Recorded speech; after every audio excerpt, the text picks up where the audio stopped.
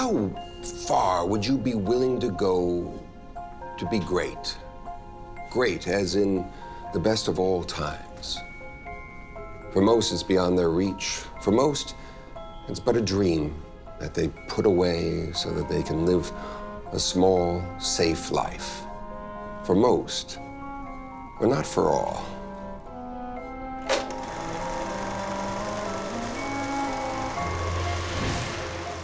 But there are those who risk it all for a shot at greatness, like Joe Burrus. Amazing Joe, as he is known, is a well-known magician and escape artist. What Joe wants more than anything else is to be the greatest escape artist of all time, even greater than his idol, Harry Houdini. Houdini probably was the greatest escape artist of all time. If you look at the list of actual, genuine escapes that he did, it is an extraordinary list of feats. Even though Houdini died almost 100 years ago, every escape artist to this day stands in comparison. But Joe Burrus is determined to change all that. Ladies and gentlemen, first of all, I want to thank you for coming out here to see a death-defying escape. Joe spent hours practicing his tricks in front of captive audiences. I not only have to break myself free from this straitjacket, but also from these shackles, and then escape from the airtight Tasmanian crate of death. With the help of his eager wife and son, Joe Burrus would often entertain neighbors in his backyard for the singular purpose of perfecting his craft. Minutes. If I don't make it out of here in 3 minutes, I will run out of air. So kindly ship this package off to the Fresno County Cemetery, for I will no longer be among the living. My God.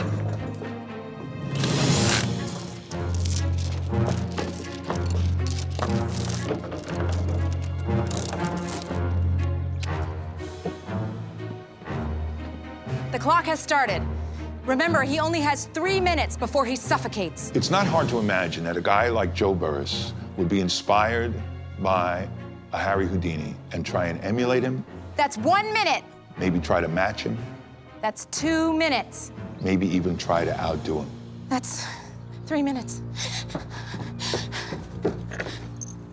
Hey, man, is anybody gonna help him out? He's almost out of air. Are you gonna help? Somebody help him! Give him a hand. Come on, give him a hand. Give me a hand.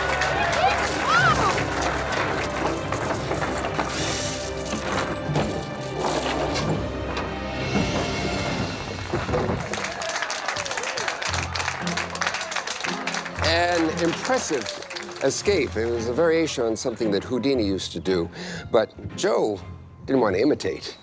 He wanted to surpass. I got it. Come here, I want to show you this. Nice. It's going to be a variation on something that Houdini did where I get buried alive. Typically, the buried alive comes down to one of two things. Either you're exposed and you're basically set into a trench, an earthen trench, and covered with dirt. This is the way Houdini tried it the very first time he did it.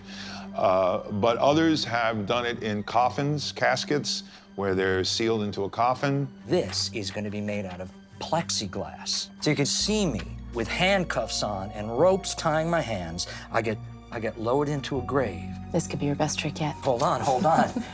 There's one more thing. All right. This, Linda, this is going to make it even better than Houdini. Instead of dirt, I'm going to have them put cement on top of the coffin. Wet cement. Now, I figure I've got tops 5 minutes to get out of the shackles and burrow my way up through the cement before it dries. 5 minutes? Mm-hmm. That's cutting it close. Yeah, but cutting it close is what it's all about. Buried alive for 5 minutes, longer than anything Joe had ever attempted before. He practiced by burying himself under 5 feet of dirt. I know you're all wondering and you're all asking questions. I will come burrowing my way up through the ground. And I guarantee you that this will be the escape that you will never forget as long as you live. It took Joe only a few minutes to burrow his way to the surface. A huge success.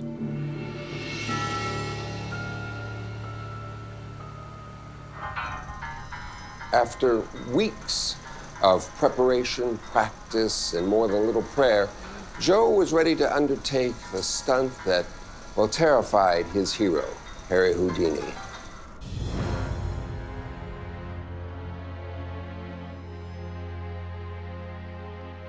This gave Joe a little extra air.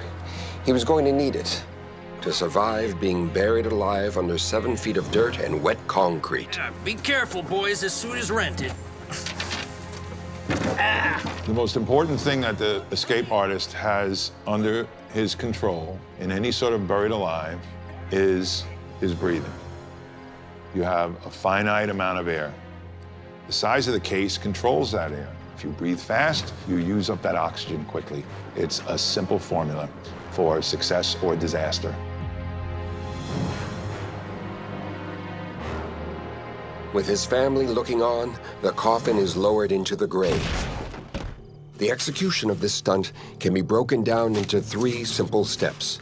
Step 1, Joe has to free his hands and feet. He must complete this step in less than 1 minute. As the dirt is coming down on the top of the box, the first thing he's doing is getting out of the chains, getting out of the shackles, getting out of the handcuffs, and preparing to get out of the box. Step 2, Joe will get out of the coffin by kicking out the end of the box. He'll use whatever air is remaining before he begins crawling up while the workers continue to bury him under 4 feet of dirt.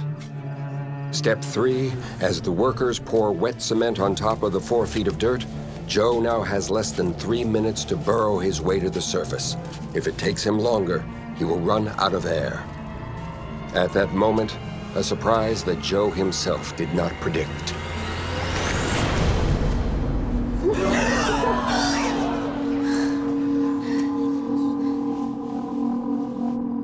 The onlookers know right away that something is wrong, so they immediately start to dig.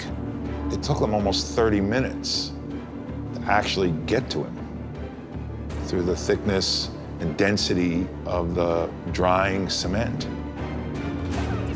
He failed to account for the real obstacle of the cement.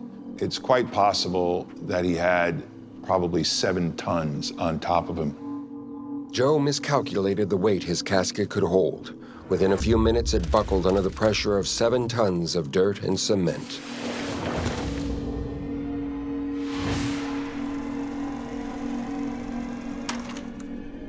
Despite the efforts of his crew, it was too late. Joe was crushed. And with him died his dream of being the next Houdini. He died there in that coffin of his own making. Joe did share one thing with Houdini, and that is they were both better known after their deaths than they were in their lives. I guess it brings new meaning to the phrase, dying to be famous.